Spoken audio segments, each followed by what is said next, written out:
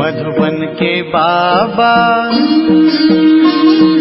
मधुबन के बाबा मुरली वाले, आपका क्या कहना, आपका क्या कहना। ओम शांति। आज 29 मार्च 2023 के साकार मधुर महावाक्य हैं। आज मीठे मीठे बाप दादा बोले, मीठे बच्चे, तुम्हारी याद अनकॉमन है।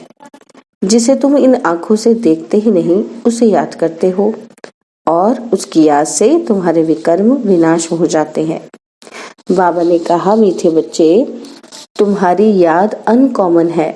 जिसे तुम इन आंखों से देखते ही नहीं उसे याद करते हो, और उसकी याद से तुम्हारे विकर्म विनाश हो जाते हैं। बाबा ने आज प्रश्न पूछा कि किस एक आदत का त्याग करो तो सब गुण स्वतः आते जाएंगे। और उत्तर में बाबा समझाते कि आधा कल्प से देह अभिमान में आने की आदत जो पक्की हो गई है, अब इस आदत का त्याग करो। शिव बाबा जो मोस्ट बिलवेड हैं उसे याद करो। कोई भी देहधारी की याद ना रहे तो सब क्वालिफिकेशन आ जाएगी, डिफेक्ट निकल जाएंगे, आत्मा पवित्रता का सागर बन जाएगी, खुशी का पारा चढ़ा रहेगा और सब गुण स्वतः आते जाएंगे। मुरली का गीत है ओम नमो शिवाय। ओम शांति। बच्चों ने अपने बेहद के बाप की महिमा सुनी और बच्चों के आगे वह बेहद का बाप सम्मुख बैठा है।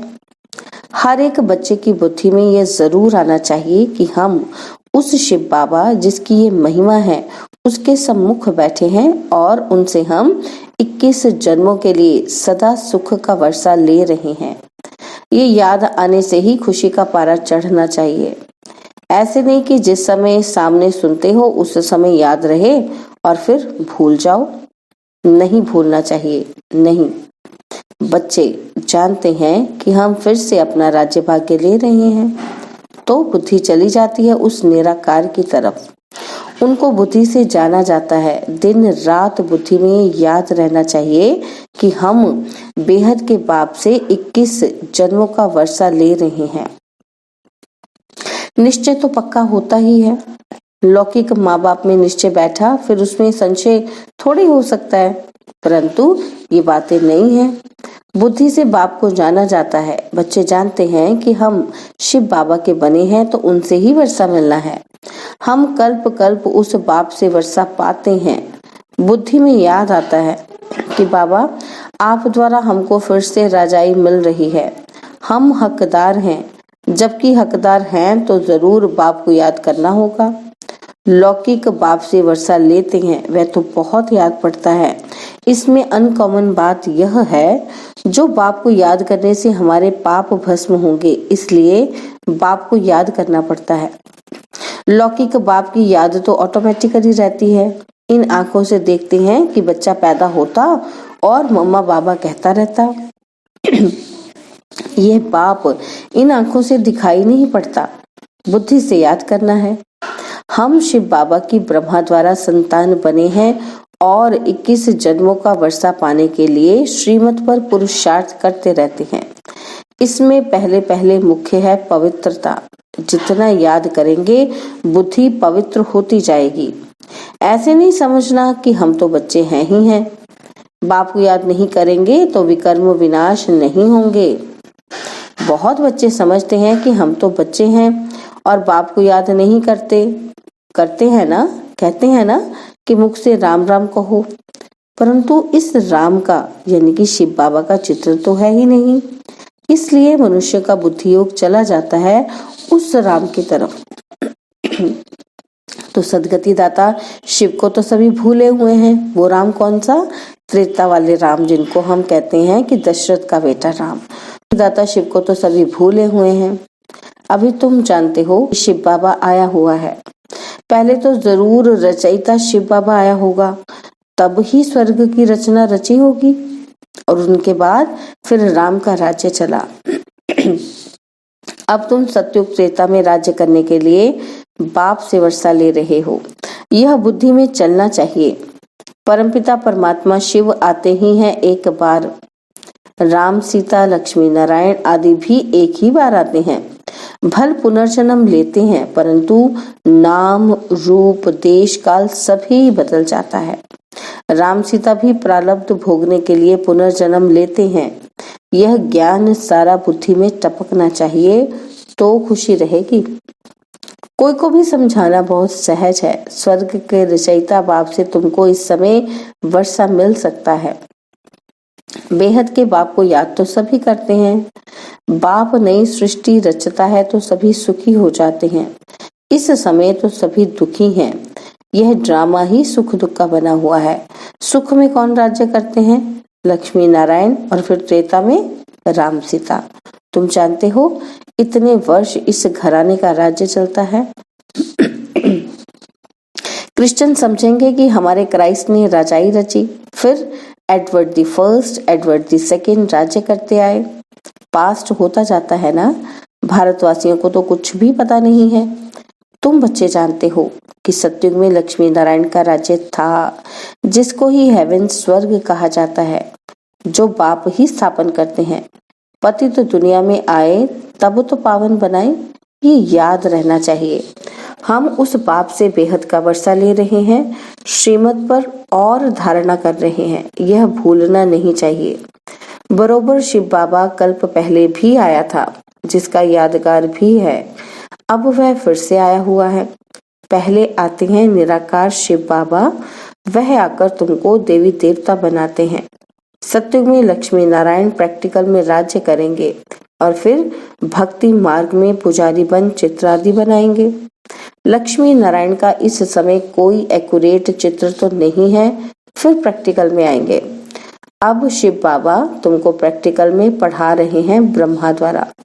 कितनी सीधी बात है। और कोई भी स्कूल में ऐसे नहीं कहेंगे कि तुम्हारी आत्मा पढ़ती है, टीचर की आत्मा हमको पढ़ाती है।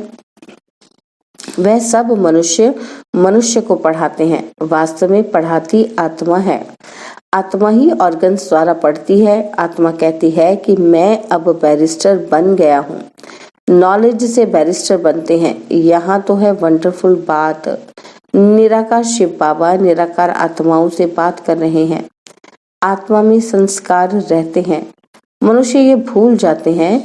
निराकार बाप इन द्वारा समझाते हैं। उनका एक ही नाम शिव है। तुम भी कहते हो कि शिव बाबा, बुद्धि ऊपर चली जाती है।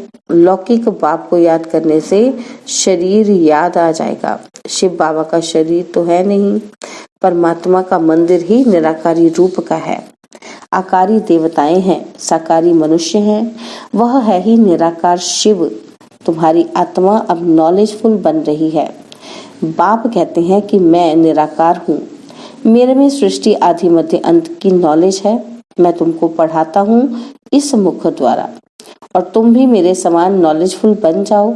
यह नॉलेज सिवाय निराकार बाप की कोई दे नहीं सकता।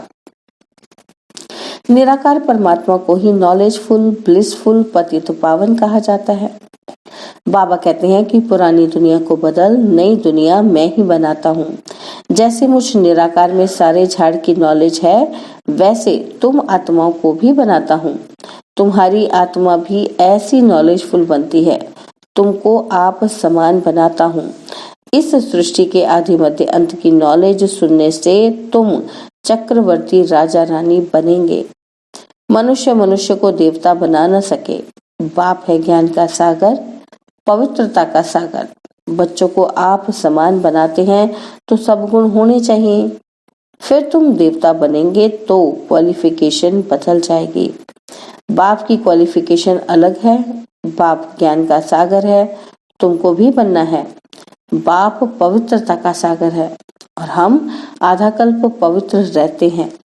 बाप कहते हैं ड्रामा अनुसार तुम पतित बनते हो और फिर मैं आकर पावन बनाता हूँ 21 जन्म के लिए। सिर्फ तुम श्रीमत पर चलो, एक मुझे याद करो, दूसरा न कोई। मैं तुमको स्वर्ग का मालिक बनाता हूँ। बाप को भूल और कोई की याद में रहेंगे तो डिफेक्टेड हो जाएंगे। शिव बाबा है मोस्ट बिलवेड, सबसे प्यारा बाप है। तुम्हारा नाम भी गाया हुआ है कि वंदे मातरम। तुम्हारी आत्मा पवित्र बनती है, तुम पवित्र बन भारत को स्वर्ग बनाते हो, इसलिए तुम्हारा नाम बाला है, शिव शक्ति पांडव सेना।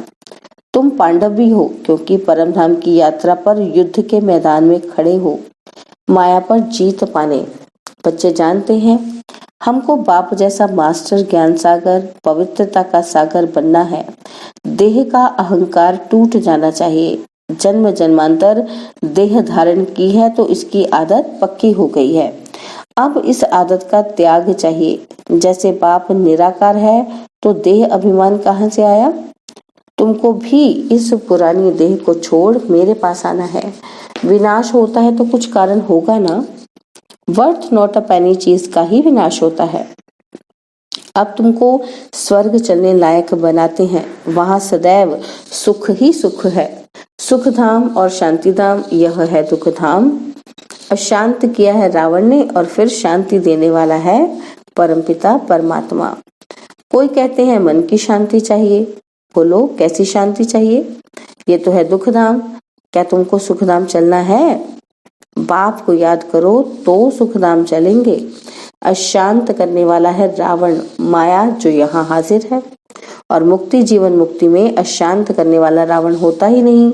इसलिए अब चलो अपने घर वापस। अगर सत्युग में चलना चाहते हो तो चलो। हर एक आत्मा जीवन मुक्ति जरूर चाहती है। ऐसे नहीं सब सत्युग में जीवन मुक्ति में चलेंगे, वह तो सिर्फ तुम बच्चे ही चाहते हो। बाकी जो आत्माएं ऊपर से आती हैं वह पहले जीवन मुक्ति में है। माया की परछाया नहीं लगती। सतो प्रधान बन फिर सतो रजो तमो में आते हैं। माया के होते हुए भी आत्मा को सुख जरूर भोगना है। दुख नहीं हो सकता क्योंकि पवित्र है ना, तो फिर अपवित्र होने से दुख पाएंगे। ऐसे नहीं आने से ही दुख पाते हैं। यह सुख दुख का खेल बना हुआ है। बाबा के ख्यालात चलते रहते हैं कि मनुष्य को भीति देने के लिए बोर्ड लगना चाहिए। सिर्फ चित्र देख मनुष्य मूंझते हैं कि समझो शिव बाबा का चित्र रखते हैं और नीचे लिख देते हैं DT word sovereignty in is your God fatherly birth right. मनुष्य चित्र देखकर कहेंगे भगवान ऐसे थोड़े होता है, भगवान का रूप क्या है? और फिर भी लिखा हुआ रहता है बहनों और भाइयों, आकर बेहद के बाप से 21 जन्म सदा सुख पाने का पुरुषार्थ करो। वह तो जब कोई सम्मुख आए तब समझाया जाए। निमंत्रण देते हैं, दिन प्रतिदिन बहुत शॉर्ट बनाना होता है। पिछाड़ी में शॉर्ट होता जाएगा। मन मना भव, बाप को याद करो और उनसे वर्षा लो। तो लिखना चाहिए बहनों भाइयों, सत्य की रजाई 21 जन्मों के लिए बाप से आकर प्राप्त करो। इस होवनहार लड़ाई से पहले और इस लड़ाई से ही स्वर्ग के द्वार खुलते हैं। ये कोई दुनिया नहीं जानती, तुम जानते हो कि इस लड़ाई से ही भारत सुख धाम बनेगा। वह कोशिश करते हैं कि लड़ाई ना लगे, तो इस महाभारी महाभारत लड़ाई से ही महाविनाश होना है। सब आत्माओं को वापस जरूर जाना है, क्योंकि खेल पूरा हुआ फिर से पाठ बजाने आएंगे, तो युक्ति से लिखना चाहिए। तुम हो रूहानी पंडे और वह है जिस्मानी देहधारी पंडे। तुम अपने को विदेही आत्मा देह से अलग समझते हो। तुम जानते हो कि बाप हम आत्माओं को ले जाएंगे, तो तुमको लिखना पड़े कि बेहद के बाप से आकर वर्षा लो। निराकारी अक्षर जरूर लिखना है। तुम जानते हो बाबा आया हुआ है इस कर्म क्षेत्र पर, वह भी वहां से आते हैं। सभी आत्माएं जो एक्टर्स हैं इम्पेरिशेबल इमॉर्टल आत्माएं हैं, कभी मरती नहीं। यह अच्छी रीति निश्चय हो जाना चाहिए। हम शिव बाबा से अनेक बार वर्षा ले चुके हैं, फिर भी लेंगे। पुरुषार्थ से तुम जानते हो कि शिव बाबा हमको स्वर्ग का वर्षा दे रहे हैं, तो क्यों नहीं उनसे वर्षा लेते हो? बाप और वर्षे को याद करेंगे तो अंतमति सुगति हो जाएगी। बाकी सिर्फ राम राम कहने से मुक्ति थोड़ी हो जाएगी। अखबार में डालते हैं कि फलाना स्वर्गवासी हुआ। उनसे पूछना चाहिए कि स्वर्ग किसको कहते हो? यह तो नरक है, तो पुनर्जन्म भी नरक में लेंगे। स्वर्ग है तो पुनर्जन्म भी स्वर्ग में लेंगे। और अगर कोई शरीर छोड़ नरक से स्वर्ग गया, वहां तो उनको बहुत वैभव मिलेंगे और फिर नरक के वैभव खिलाने उनको स्वर्ग से नरक में क्यों बुलाते हो? उनको नरक का भोजन खिलाएंगे तो ऐसी बुद्धि हो जाएगी, जैसा अन्न वैसा मन हो जाएगा। स्वर्ग में तो दूध घी की नदियां बहती हैं, तुम हो घासलेट का खाना, तुम तो घासलेट का खाना खिलाएंगे। श्रीनाथ द्वारे में अच्छे घी का भोग लगता है, क्योंकि वहां राधे कृष्ण का चित्र है, तो उन्हों की याद में भोग भी अच्छे अच्छे वैभव बनाकर लगाते हैं। ऐसा भोग और कहीं नहीं लगता। जगन्नाथ का भी मंदिर है, वहां चावल का भोग लगाते हैं, वहां वैभव नहीं चढ़ाते। अब तो नरक है तो दुख है, स्वर्ग में तो सुख था। बाप समझाते हैं तो बहुत अच्छा है, परंतु धारणा नंबरवार होती है, यह भी ड्रामा में नूंद है। ड्रामा अनुसार नौकर चाकर भी बनने हैं, 3rd क्लास टिकट भी कोई तो जरूर लेंगे ना। 1st क्लास है सूर्यवंशी राजधानी और 2nd क्लास चंद्रवंशी राजधानी, 3rd क्लास है प्रजा, उसमें भी नंबरवार हैं। अब जिसको जो टिकट चाहिए वो ले में। अच्छा, मीठे मीठे सिकिलते बच्चों प्रति माता पिता बाप दादा का याद प्यार और गुड मॉर्निंग। रूहानी बाप की रूहानी बच्चों को नमस्ते। हम रूहानी बच्चों की रूहानी बाप दादाजी को दिलवा जान सिकवा प्रेम से नमस्ते। ओम शांति। प्यारे बाबा, मीठे बाबा, मेरे बाबा, शुक्रिया बाबा, शुक्रिया बाबा, शुक्रिया बाबा। धारणा के लिए मुख्य सार है, पहला पॉइंट है बाप समान ज्ञान का सागर, पवित्रता का सागर बनना है, विदेही बनने का अभ्यास करना है। और सेकंड पॉइंट है बाप की याद से बुद्धि को पवित्र बनाना है, सदा इसी नशे में रहना है कि बेहद के बाप से हम 21 जन्मों का वर्षा ले रहे हैं। बाबा ने आज वरदान दिया, न्यारेपन के अभ्यास द्वारा पास विद ऑनर होने वाले ब्रह्मा बाप समान भव। न्यारेपन के अभ्यास द्वारा पास विद ऑनर होने वाले ब्रह्मा बाप समान भव। जैसे ब्रह्मा बाप ने साकार जीवन में कर्मातीत होने के पहले न्यारे और प्यारे रहने के अभ्यास का प्रत्यक्ष अनुभव कराया। सेवा व कोई कर्म छोड़ा नहीं, लेकिन न्यारे होकर सेवा की। यह न्यारापन हर कर्म में सहज सफलता अनुभव कराता है। तो सेवा का विस्तार भल कितना भी बढ़ाओ, लेकिन विस्तार में जाते सार की स्थिति का अभ्यास कम न हो, तभी डबल लाइट वन कर्मातीत स्थिति को प्राप्त कर डबल ताजधारी ब्रह्मा बाप समान पास विद ऑनर होंगे। स्लोगन है, स्वयं को ऐसा शक्ति स्तंभ बनाओ जो अनेकों को नए जीवन बनाने की शक्ति प्राप्त हो। स्वयं को ऐसा शक्ति स्तंभ बनाओ जो अनेकों को नए जीवन बनाने की शक्ति प्राप्त हो। ओम शांति। और अब यह एक बहुत अच्छी वीडियो भी जरूर देखें।